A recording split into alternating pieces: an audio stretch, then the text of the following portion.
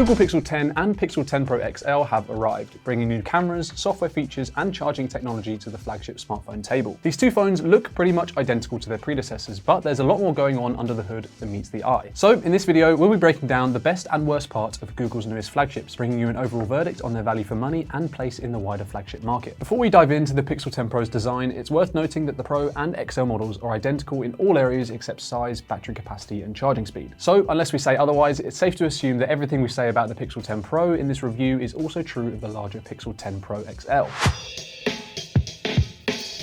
Onto the design, and the Pixel 10 Pro has a polished, solid feeling that exudes premium quality. It's nigh on identical to the Pixel 9 Pro, but seeing as that device earned our Phone of the Year award in 2024, we're glad to see Google stick by this winning design formula for another year. Versus something like the iPhone 16 Pro, the Pixel 10 Pro also feels decidedly unfussy. There's a volume rocker on the right-hand side and a main button that activates Google Gemini, but that's pretty much it. There's no action button, no wonky camera control, and while we would one day like to see Google add a real shutter button to its Pixel phones, Google's decision to keep things simple on the Pixel 10 Pro is in keeping with the clean, grown-up vibe of the entire Pixel 10 series. As for colors, the Pixel 10 Pro and 10 Pro XL come in a choice of obsidian, porcelain, moonstone, and jade. Moonstone is my personal favorite, but jade is a nice option for those who prefer something more fun and colorful.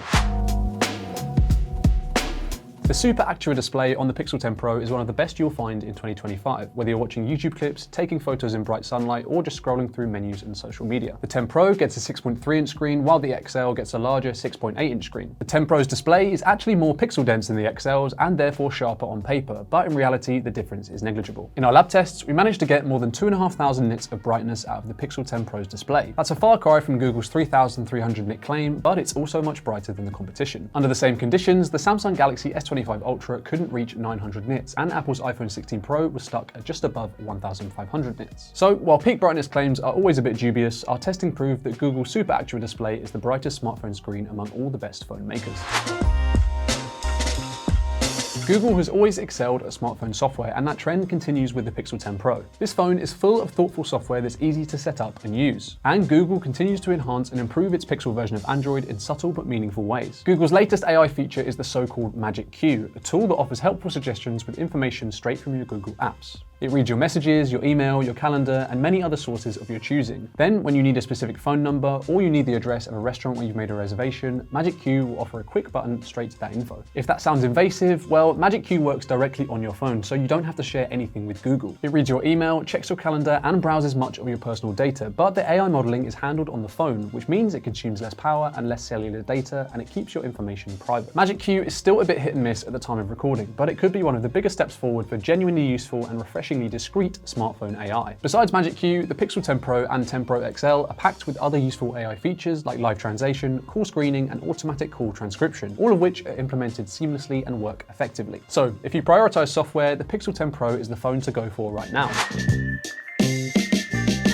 The Pixel 10 Pro features some of Google's best cameras ever on a Pixel phone, which makes this one of the best camera phones you can buy. We tested it against the iPhone 16 Pro, and it usually produced images that were just as colourful but more detailed than what the iPhone cameras could manage. For low-light photos, there was no contest. The Pixel simply blew the iPhone away with more visibility, sharper focus, and better colours at night. The Pixel 10 Pro has a 5x optical zoom lens, and you can use AI to zoom in much further. If you switch resolutions, the Pixel 10 Pro will zoom in at up to 100 times, but that's honestly further than the phone can handle. At that range, there isn't enough image stabilization to keep the subject in frame while your hands are slightly shaky. That doesn't mean the zoom is useless, rather it's just heavily modified when it does work. But for what it's worth, in our testing, the Pixel 10 Pro delivered zoom images that looked clearer and less noisy than similar shots taken with the iPhone 16 Pro in the same conditions. Also new is Camera Coach, an AI-based camera tool that can analyze a scene in the Pixel 10 viewfinder and offer suggestions on how to improve your shot. It's an interesting teaching assistant if you're keen to learn some photo framing tips, but the usual AI warnings and caveats about stealing human knowledge without attribution still apply. Google has also improved its editing tools in Google Photos. Instead of editing a photo yourself, you can use natural language to describe to Google's AI what you want done to your photo. You might say, remove that bystander or make the sky more dramatic, and Google will do its best to match your request. In our experience, the feature got 2 out of 3 of our edit suggestions right, which is pretty good going.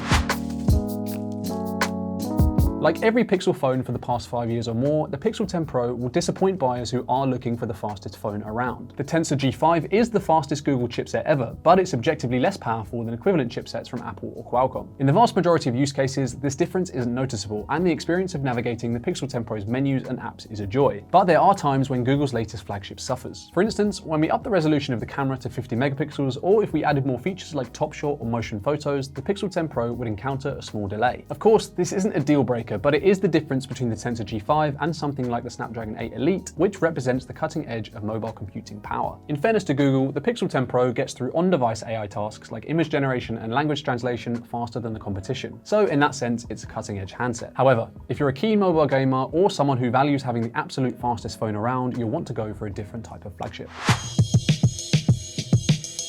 In testing, our Pixel 10 Pro lasted through a full day of use on most days. The only time we needed to charge it before bed was on days with lots of video shooting, which is pretty much true of any flagship phone in 2025. What makes the battery life on the Pixel 10 Pro so frustrating is that it hasn't improved all that much over the Pixel 9 Pro. In our battery tests, the 10 Pro lasted about 15 minutes longer than last year's Pro model, which is fine. We'd be more forgiving if other Android phones powered by the Snapdragon 8 Elite hadn't improved their battery life dramatically this year, but they have. So if we were already a little disappointed by the Tensor G5's performance, then the mediocre battery life it delivers is an unwelcome double whammy.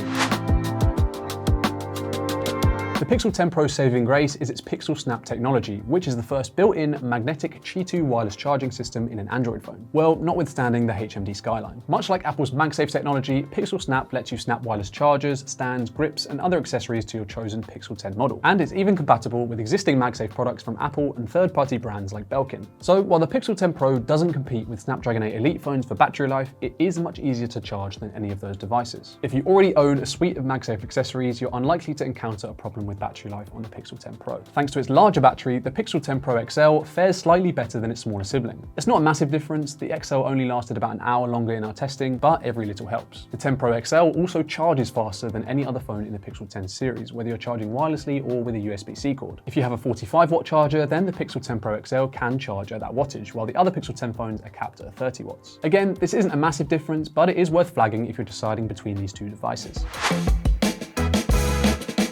The Google Pixel 10 and 10 Pro XL are fantastic updates to last year's winning Pixel 9 Pro models, with AI that feels more useful than pushy and the best Pixel camera features ever. Neat additions like magnetic charging and new software tools make the Pixel 10 Pro stand out among other Android phones in 2025. But there is still room for improvement in areas like performance and battery life. So if you want a phone that sits at the bleeding edge of software innovation, the Pixel 10 Pro is an excellent choice. It doesn't rival the latest from Apple and Samsung for raw power, but as a piece of state-of-the-art technology, we're very much impressed. Do you like the look of the Pixel 10 Pro and Pixel 10 Pro XL? Let us know in the comments. And if you're interested in buying either phone, we'll put links to the best Pixel 10 Pro deals in the description below.